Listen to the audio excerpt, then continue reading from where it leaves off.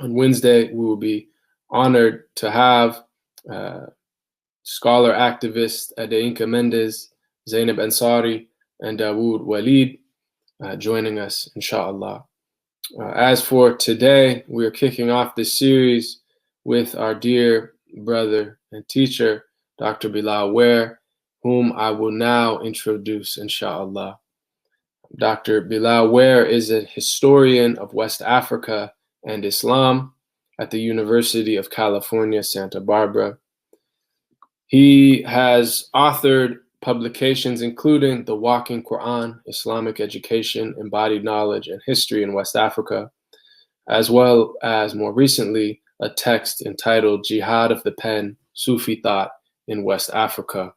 In addition to this, he is the founder of Israr, the Institute for the Study of Race, Religion, and Revolution. And we're honored to have him to address us in this present moment. Welcome, brother, Dr. Bilal Ware. Assalamu alaikum wa rahmatullahi wa barakatuh.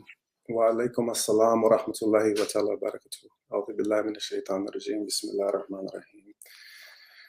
قال رب اشرح لي صدري ويسر لي أمري واحلل عقدة من لساني يفقهوا قولي واجعل لي وزيرا من أهلي هارون أخي واشدد به أزري وأشركه في أمري كي نصدقك كثيرا ونذكرك كثيرا إنك كنت بنا بصيرا. والصلاة والسلام على أشرف الأنبياء والمرسلين Muhammad sallallahu alayhi wasallam. I come to you, beloved brothers, sisters, and elders, with a heart that is ruptured and torn by that which we see around us. My heart is still rent from Brother Tariq's poem, which all too many of us who have suffered within our own families the ravages of the carceral state can relate to. All too many of us who have had our fathers, brothers, sisters, or even our own selves tormented by officers of this police state. We're grieving and suffering right now. And my heart is also still rendered by the beautiful reading of the Quran from Surah Taha by our sister Hala, who gave us this reminder from the book of God, from the story of Moses, about two men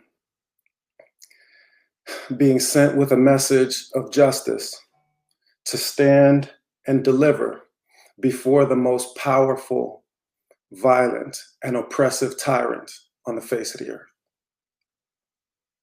They were afraid in that moment. But God said to them, "Go, you and your brother, and do not slacken in my remembrance. Indeed, I am with you.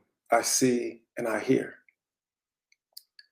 That remembrance, that dhikr, is what we are going to need in order to face Pharaoh in our time. That dhikr that leads to the purification of the ego, of the nafs, of the lower soul, is what we are going to need to take with us if we are going to take this message to Pharaoh. Because how can we take a word of justice to a tyrant in the world if we haven't subdued the tyrant within our own breast? So I begin tonight's reflections on racist violence and white supremacy with a reminder that this is the struggle of our time. This is the call of our time. This is the fight that we are required to stand. And we too will need the capacity of heart that Moses prayed for when he said, "Rabbi shrah li sadri," expand my breast for me. I'm gonna need more room in here to take on what I have to face in this violent world that is oppressing my people, that is tormenting my people. Tonight's call and this broader series of which it's a part, Breaking the Idols in Our Time, is designed to help promote healing of our hearts so that we can be more effective instruments of social justice. And with that in mind, I'm going to begin not as the devil would have it, with a story of hatred, but with, as Allah would have it, as God himself would have it, with a story of love. It is worth recalling that every single time that God says in the Quran, Allah yuhib, the subject of the verb to love is a human being. If God loves something else in this creation, he ain't see fit to say so in his book. And that's useful to remember at times like these, when we are shattered by man's inhumanity towards man. God hints at his love for humanity throughout the Quran, and sometimes he outright pronounces it. But one of the places where it's hinted is in the story of the creation of Adam.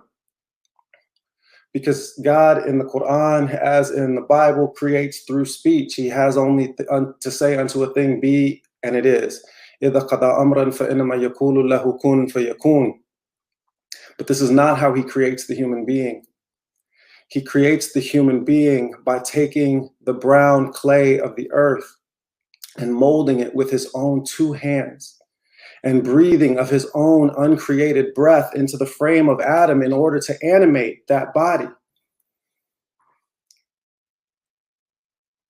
Humanity is made with a caress and animated with a kiss, in contradistinction to other things that are made with speech, an exteriorizing act that separates the speaker from the spoken. God is communicating to us the intimacy that he feels with the children of Adam. Why? The angels protest in this moment. Are you going to create something that is going to cause mischief and shed blood in the earth? Because the angels know what's coming. And for sure, we are spreading mischief and shedding blood in the earth. The blood of my people has been shed on this particular earth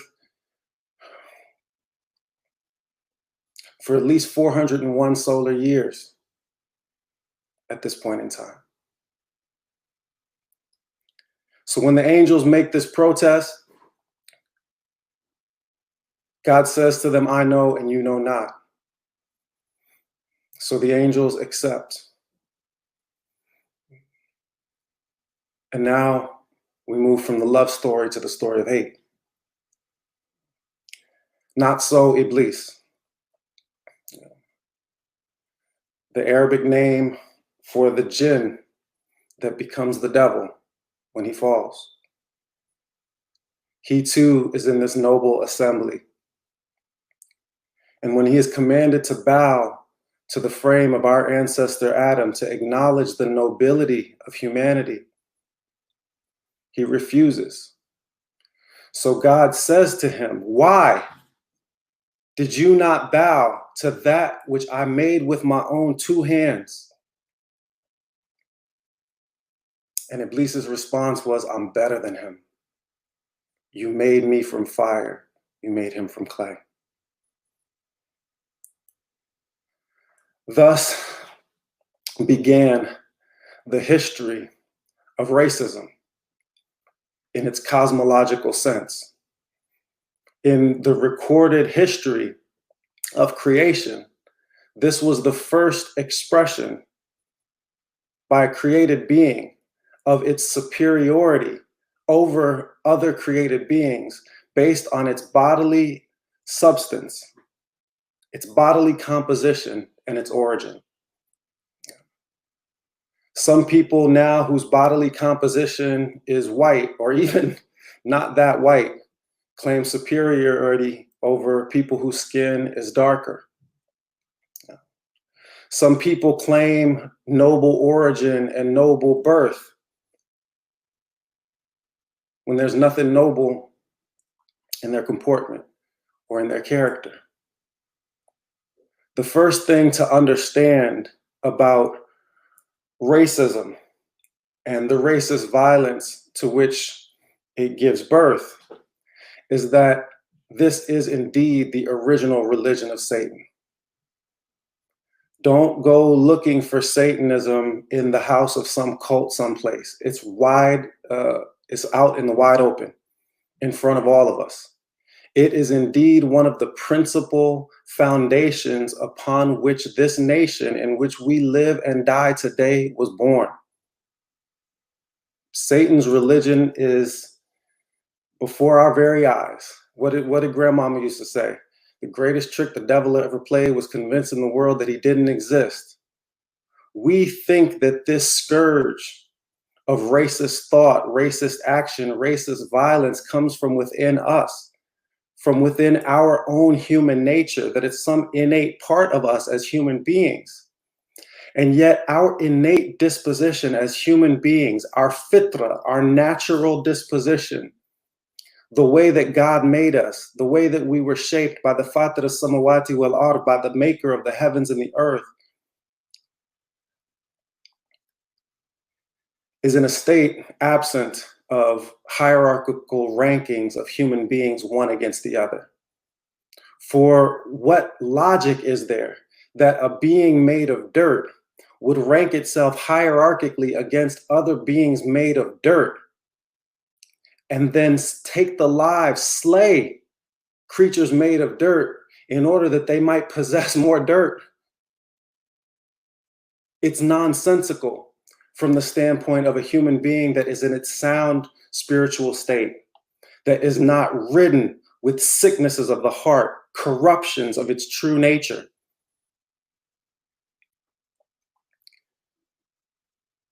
And this has profound implications for the way that we understand our action today. Because if we understand racism as a spiritual sickness rather than merely a sociological problem, then we must immediately understand that the solutions to this illness cannot be found in social engineering, nor in political manipulation. If we attend solely to these, then we treat the symptoms without addressing the cause, without addressing the root disorder and the root disease. Racism is a satanic trick. It's an attack on the hearts of the children of Adam. And each one of us that has been wounded by racism, wounded by being condemned, not for anything that you do, but just because of who you are, knows that it inflicts a pain, it pierces your heart. When I was going to an all-white school in 6th grade, they called me nigger like it was my middle name. Actually, they didn't know my middle name. They called me nigger like it was my first name. And each time that pierced my heart just a little bit,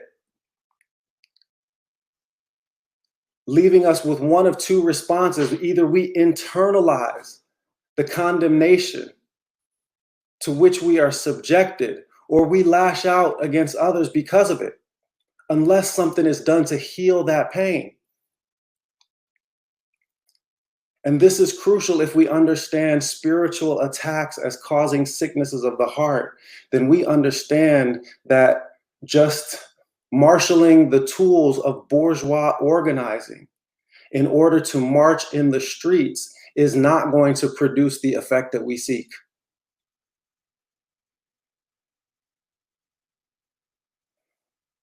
We have copied the tactics and strategies of the American civil rights movement, believing that nonviolent resistance, civil disobedience, was the thing that produced the result.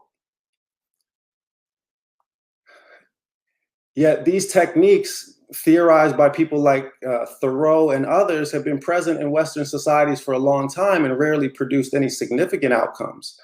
They worked for King the same way that they worked for Gandhi, not because of the techniques themselves, but because the spiritual traditions into which King and Gandhi tapped were capable of providing transcendent narratives for spiritual redemption, not only for the oppressed, but also for the oppressor. They were a language, a spiritual language that recognized our common origin in dirt, that refused to accept the idea that some of us are better than others because of our origin or our bodily composition. The great West African scholar, Sheikh Ahmadou Bamba, in Masalikul Janan, The Pathways of Paradise, talked about racism as a subset of the broader sin of kibr, istikbar, arrogance. And he reminds that it was this sin of kibr, of istikbar, that caused the fall of the shaitan in the first place. Then he says we seek refuge in God from both of them. In other words, from the shaitan and from kibr, from arrogance. Then he said the cure is to contemplate your body and how it was created. You begin your life as a nasty drop of sperm. You live your life as a walking sack of feces, and you end your life as a corpse, odious and rotting. You are all the children of Adam, and it is from dirt that you were created. In Surah Taha that our sister recited, when Moses takes that message of justice to Pharaoh, Pharaoh asks him, who is this God? And Moses, trying to teach him something about how to humble himself, paraphrases God's speech. And he talks about the lowness of the earth. And he says, from it we created him. To it we shall return him. And we're going to bring him back out of it one more time after that. How Sheikh Uthman Dan Fodio, the great northern Nigerian scholar, said, how can any being whose condition is this be guilty of the sin of pride? How can anything that knows that it comes out of the dirt and is going to be sent back into the dirt and is going to be pulled back out of the dirt for judgment stand tall and proud against others? Which brings us to the beginning of the answer to what function we serve as an American Muslim community in this moment of racial violence, in this moment of torment, in this moment of torture. When we want to stand up, yet we haven't even uprooted the sickness of racism from within our own community. The problem of anti-Black racism is, if anything, more virulent within the American Muslim community. African Americans are still the largest single ethnic contingent within the American Muslim community, and we are systematically marginalized and ignored.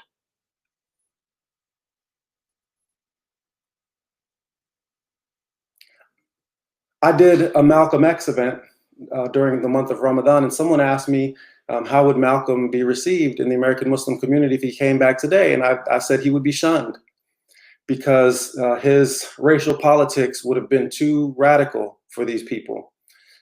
His Arabic pronunciation wouldn't have been clear enough for the Arabic purists in our community.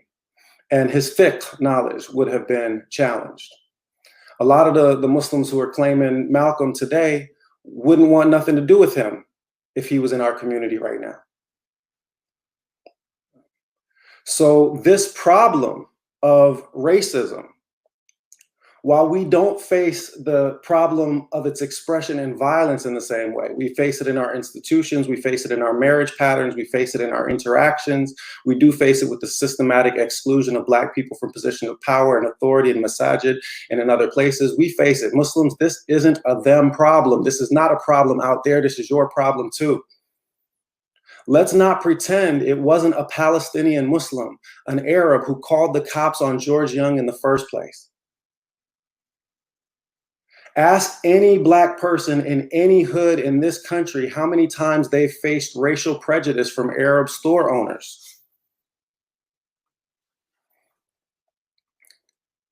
And as I've said on any number of occasions in reference to Surah Taha, there is a flood coming. We see it around us. The revolution has begun. It is underway. If you are standing on the wrong side of history right now, if you are not standing with my people in this moment, where the Bene Israel of this country, the tormented and oppressed minority of this country, the people who have spent over 400 solar years laboring and suffering and dying in this country, if you do not stand with us, then you stand with Pharaoh. And don't think that your La ilaha illallah wa Muhammad Rasulullah is going to protect you, because God always answers the prayer of the oppressed against their oppressors. So if my people are praying that God wipe the earth clean of the racists, and you're in that group, stay ready.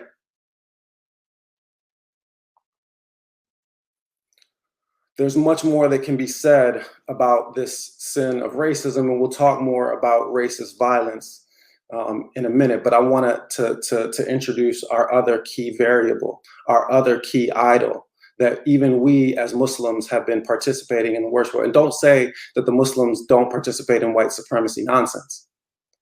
Our societies, wherever we come from in the world, in the Muslim world, were thoroughly colonized by European ideas, thoroughly colonized by European ways of thinking. Just like Malcolm said, the problem with the black man is that if there's a Negro and a white man selling ice, the Negro's gonna think that the white man's ice is colder. And that was the situation of the colonized Muslim intellectual. And then colonized Muslim intellectuals from all over the Muslim world came to this place and found American racism to fit right in with it. But there's another piece to this problem that needs to get onto the table now. And this is the other great satanic idol of our time. And this is capitalist excess. So we'll go back to our love/hate story, right? It's a thin line between love and hate. Don't wait too late, because baby, I'm on it. If you know, then you know. If you don't, then you don't.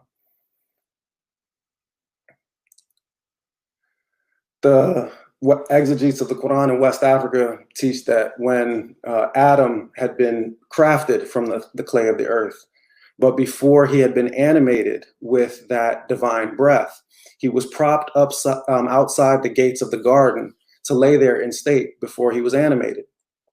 The period of time is a matter of debate. It's not important. Some say 7 years, some say 40 years, some say 70 years, some say 400 years, some say 700 years, 40,000, 70,000. This is God's time, and the way that he counts his days is his way.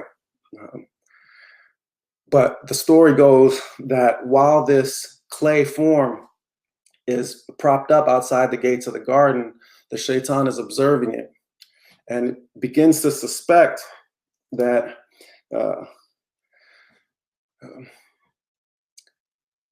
that it may be hollow. He thinks it's just an empty form, nothing in it. So he begins to take pebbles and cast them at the form of our ancestor, peace be upon him, the ennobled prophet Adam. And they make a hollow clinking sound. Remember, the Quran says that he's made from the human being is made from a kind of sounding clay or a dark mud. By the way, the only color reference anywhere in the Quran, because the Quran is a colorblind book that never refers to skin color or hair texture of any of its characters. The only partial exception to this is the name Adam, which means dark brown or black in ancient Arabic. The devil has been after the black man from the beginning. The devil has been after the original man from the beginning. And don't forget, when Pharaoh was chasing after Moses, persecuting Moses, he was persecuting a black man. The prophet, peace be upon him, saw Moses in clear visions, in dreams and in waking states, and reported in numerous authentic hadith that the color of Sayyidina Musa alayhi salatu wassalam was chocolate brown, asmar shadidu asmara, or udma. Both variations occur. So he's dark brown in color with kinky hair.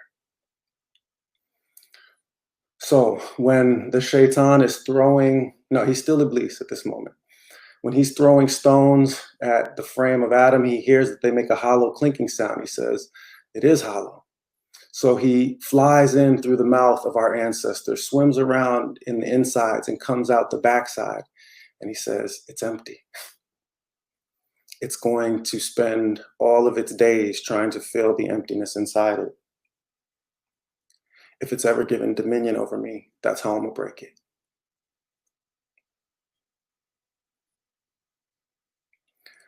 The story is meant to communicate to us that it is the human being's inherent weakness that we have an insatiable appetite for consumption. If white supremacy is the greatest historical expression of satanic religion, then its concomitant economic and political structure is corporate capitalism. It is a system that is designed to keep us in an ever excited state for additional consumption.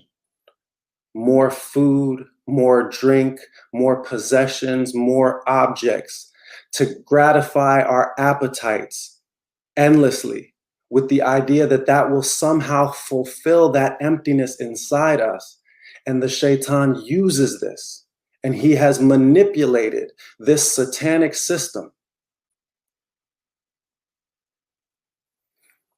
And never in human history have these two satanic systems come into a more powerful and profound mutual articulation than in this moment.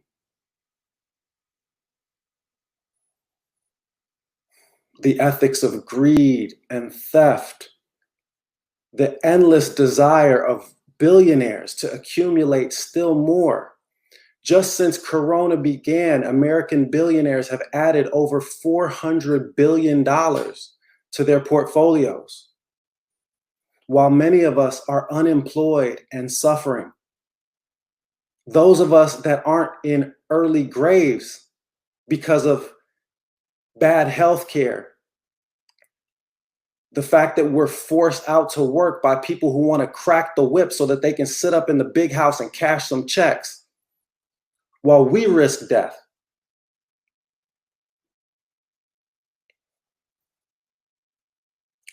These two stories about the shaitan are the same story. And it has come to fruition in our time. These are the two principal idols which we need to smash. And if you polite middle-class Muslims don't like all that fussing and fighting out in the streets, you need to either get down or lay down, because it's going down. This is happening. And it's happening because the people have had enough of these two satanic assaults. The people have had enough of this trick.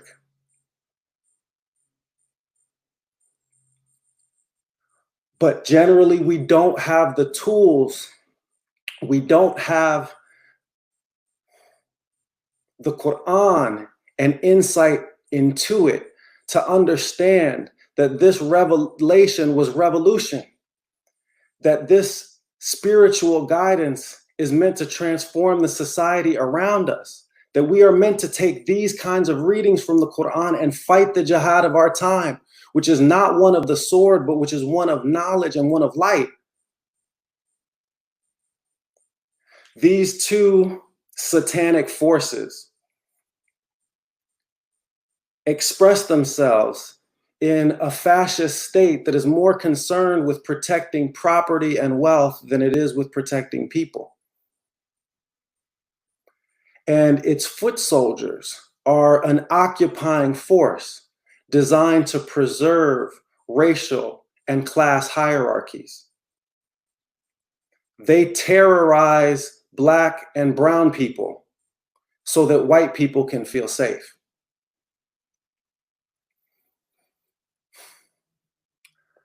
I never met the maternal grandfather of my children because he was murdered by police in Painesville, Ohio, before I met my ex-wife.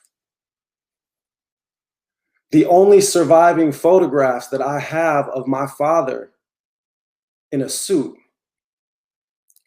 from my time as a child in Washington, D.C., are days that he was dressed up in a suit to try to keep himself out of jail by going to court. And there are bruises all over his face and body in each one of those pictures because he has been beaten by the police and now has to go into court to keep himself from being sent to prison. Those are the only surviving pictures that I have of my father. In Minneapolis, where I went to junior high and high school, the very same city where George Floyd was murdered by a devil. And don't forget that the shayateen come from amongst the man and the jinn. Any created being that has free will, that chooses darkness and stops seeking the light, is a devil.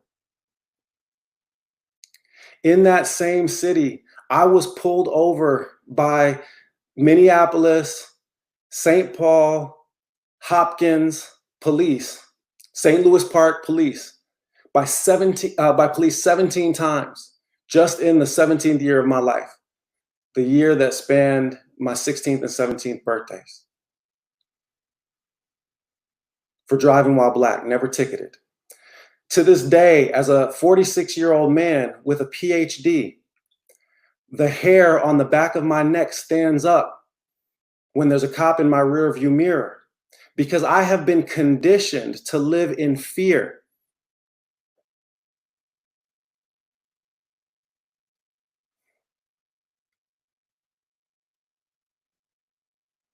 Every black person knows to go back to that shop owner in Minneapolis, that if you call the police on a black man, you might well be ending their life.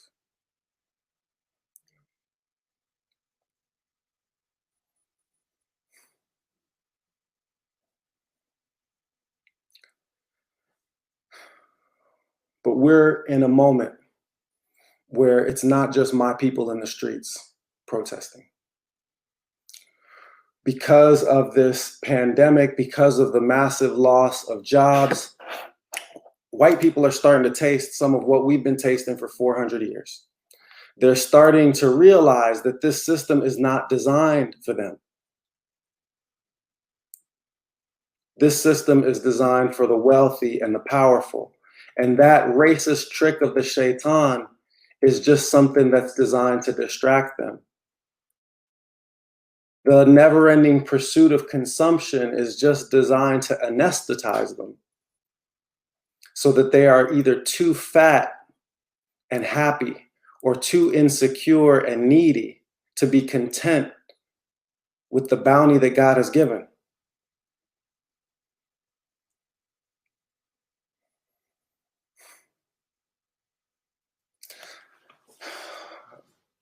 A physician that provides a diagnosis but doesn't offer a remedy is no physician at all.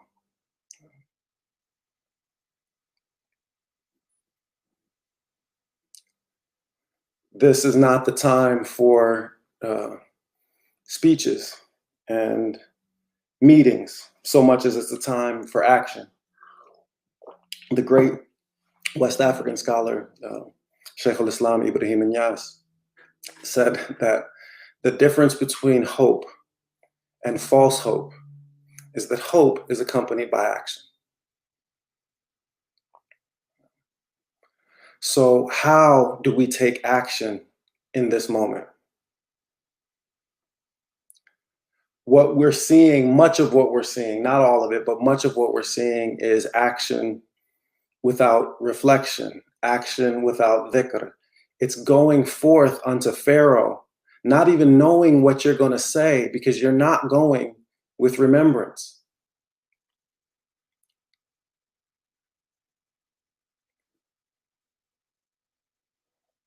Going with remembrance, God goes with you. Going without dhikr, you're on your own. You'll win some and you'll lose some according to your own strength and your own capabilities. So then how do we protect ourselves? How do we formulate action that protects us from this enemy? How do we formulate action that is designed to neutralize these two forms of Satanism. It begins with an understanding of the shaitan's game to begin with. And here I'll go back to Sheikh Ahmed Ubamba, who said that never forget that the shaitan is only a dog set upon you by a master. When you get attacked by a dog, only a fool yells at the dog. A wise man calls out for help from the master. Dhikr, calling on our Lord for help, is the beginning of how we take effective action. That's how we'll go with God, to take that word to Pharaoh. Because if we are engaged in regular dhikr, in the jihad and nafs, in remembrance of God, in calling upon him by those attributes, by those names that refer to attributes, then we make manifest those attributes in the world, and our action has meaning, it has purpose, it has spiritual orientation, it is connected to a source of light. It's not just wild movement. It's oriented, guided movement. When you go with dhikr, the master that has that dog at the end of a leash pulls that chain and he chokes that dog. He pulls those shayateen off of you so that your action can provide fruit. Now, this is not a call to quietist prayer or sitting in circles of zikr or God forbid, to retreating into your middle class cells. This is the moment to stand up and take action. If you sit this out now, you are lost to us. You are lost to an entire generation of youth. They will not want to hear your dusty, hypocritical stories about the Sahaba who stood up and fought in their time when you wouldn't stand up and fight for justice in yours.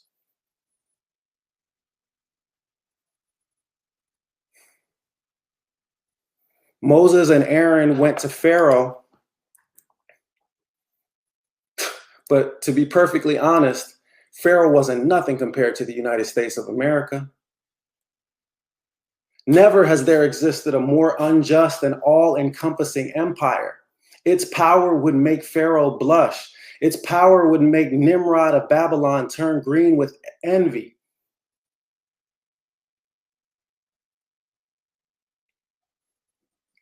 People out in the street are taking this fight to Pharaoh.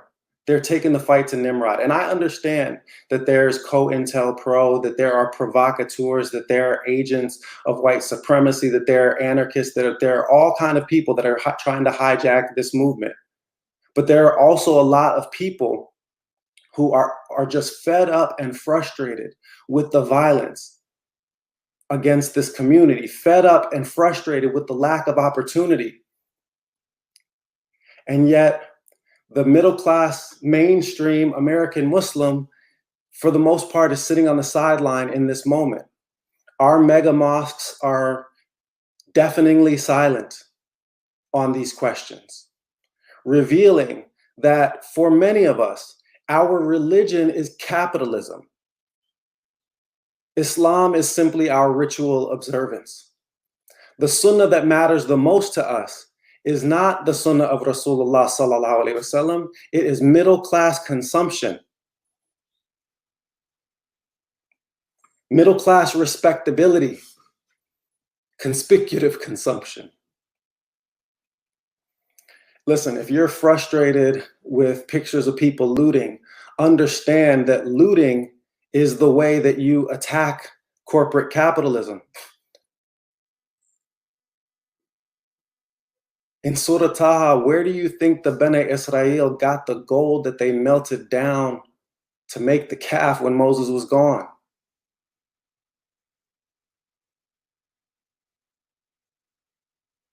The truth is that looting, while I'm not promoting it, reflects an accurate diagnosis of the source, at least one of the sources of the ills. And it connects two pieces.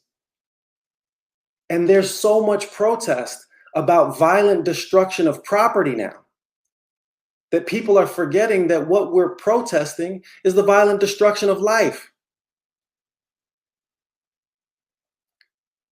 People instinctively understand that you have to strike at the heart of the power that Pharaoh holds over the people. And in Moses' time in Surah Taha, it was magic. That's why he went with magic to show the people, to prove the falsehood of what Pharaoh and them was spinning. Corporate capitalists are the magicians of our time. And either they'll turn against Pharaoh the way that those magicians did, or they'll be washed away with Pharaoh's army too. The revolution has begun, and people are not going to go back into their houses. You cannot just sit back and ride this one out. Many people don't have jobs to go back to on Monday. The students and educators that have been studying the nature of capitalism through materialist analyses and sociological discourses have been preparing for this moment for their whole lives. So have the anarchists. They're going to stay in the streets. Will we be there to provide light in the darkness? Or will we be so riddled with racism within our own community that we are paralyzed? I mean, us going out right now in anti-racist protests in one of the most racist sub-communities in the country, the Wolof expression is, it's like a man with no pants on telling somebody to pull up their pants.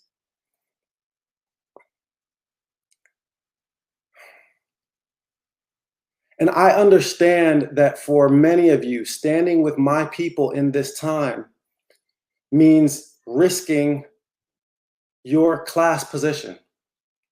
But know that favoring the wealthy and the powerful over the poor and the dispossessed is the only thing that the Messenger of God, sallallahu alaihi wasallam, was reprimanded for in the Quran. He frowned and he turned away when one amongst the rich and the powerful was speaking to him, and somebody that was weak and poor and blind tried to get his attention.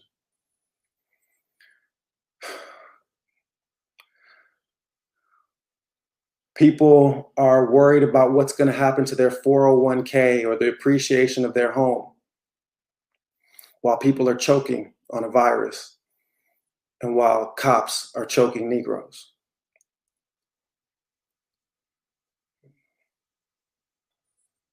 In Surah Tawbah, God says, if your fathers, your sons, your brothers, your wives, your relatives, wealth that you have obtained, commerce that you fear might decline, houses you are pleased with, are more beloved to you than God, his messenger, and struggle in his cause, then just wait until God executes his command. Just wait.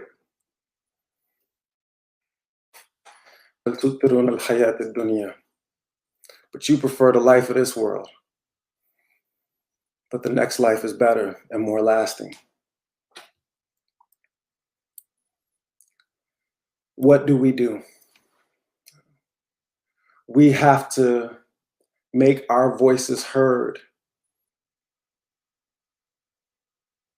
as an ethical example and as a spiritual light in this time.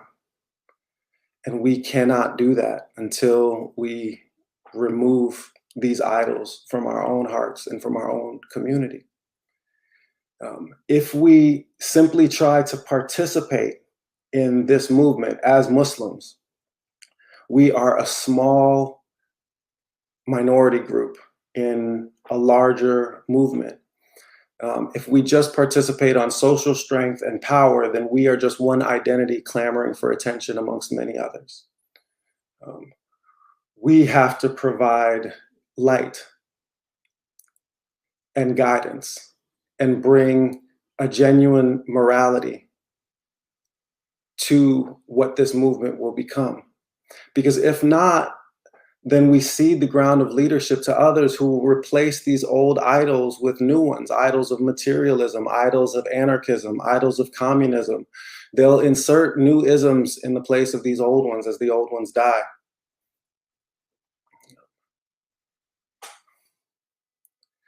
So we must prepare ourselves to go out and face our enemies in our time, the way that Moses and Aaron faced their enemies in their time, the way Jesus and his disciples faced their enemies in their time, the way the Prophet ﷺ and the companions faced their enemies in their time. This Quran that he brought to us is the revolutionary manifesto that humanity needs right now. The great Sheikh, Senegambian scholar Imam Fode Drame said that in the last of days, it'll be like it was in the first of days. Only the Quran will do, and only the Quran will be necessary. But it's the right reading of the Quran that is necessary. We must understand that this eruption from the spiritual world of the unseen changed the course of the seen world before, and it can do it again.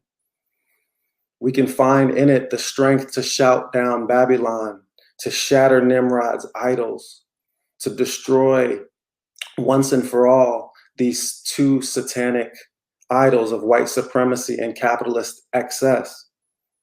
But we have to infuse this movement with character, with akhlaq and haqa'iq, spirituality.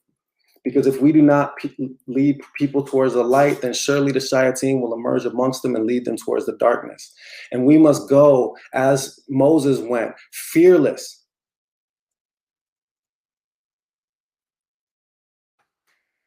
The last thing that I'll say as a beginning of our question and answer session of how we are going to do this is how we're going to operationalize these two critiques that I've brought forth this evening with all of the inadequacies of my ill speech and poor clarity of exposition. Is that we got to clean our own house first, because how are we going to participate in anti-racist activity from within racist institutions? How are we going to participate in anti-racist activity when we have racist hearts? And what that means, American Muslims, is that, yes, you need to stand up and stand with my people right now. But you need to also, when you stand up, you need to take a step back. Let the Black people within your own community speak for once. Even, or perhaps especially, when you don't like what they have to say. Stop policing our speech. Stop pretending to speak for Islam, because your middle-class respectability is painting you into a corner from which you will never emerge. You will be relegated to the same oblivion to which the Protestant Church and Catholic Church have been relegating themselves through their middle-class activities. And to the extent that those faiths still produce moist, tender hearts and living social institutions, is because some good-hearted people within them continue to attend to the poor, continue to attend to the meekest amongst us, while we are out here trying to convert Tom and Becky and them, Karen and Kevin.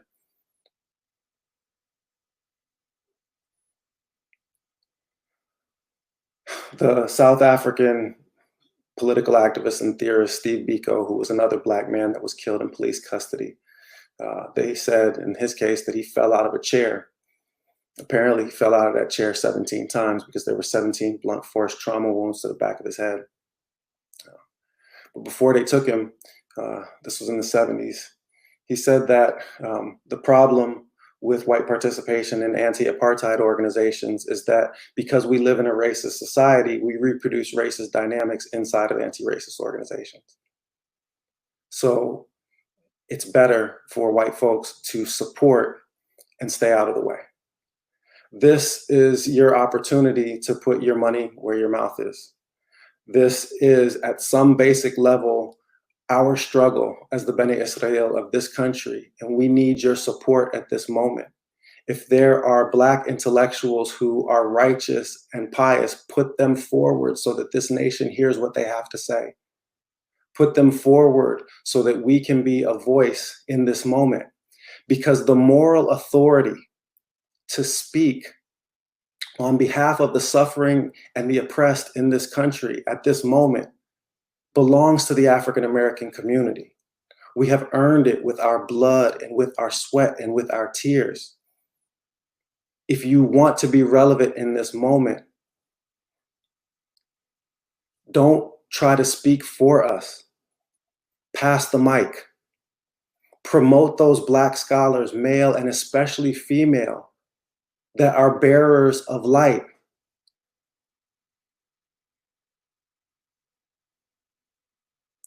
Join arm in arm with us.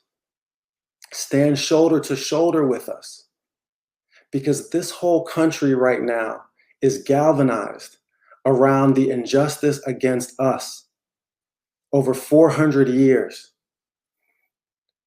Mexican Americans, Asian Americans, everybody that has been marginalized sees themselves in our plight. Poor white folks, everybody is ready. The fuel for this fire has all been amassed, and it's going to be lit one way or the other. Will it be directed towards good? Will what is torn down be replaced with something beautiful, something of ihsan? That will be for us to determine. So support those organizations that are doing good work, and there are too many of them to name. But take the critique of exclusion into your own communities and bring our voices to the front. We'll take it from there.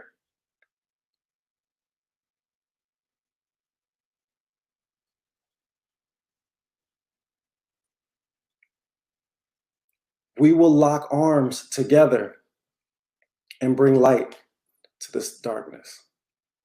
Or we will relegate ourselves to the trash heap of history. And Islam will be an insignificant component of whatever it is that America becomes. Go forth, you and your brother, and do not slacken in my remembrance. And if you go in remembrance of God, He is with you.